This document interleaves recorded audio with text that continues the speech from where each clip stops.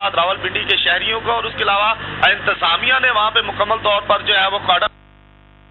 से security high alert रखी गई है और वहां पे पुलिस मुलाजमीन ड्यूटियां सर अंजाम दे रहे हैं और किसी भी नाखुशगवार वाक़े से निपटने के लिए इंतजामिया के लोग तो तैयार हैं, लेकिन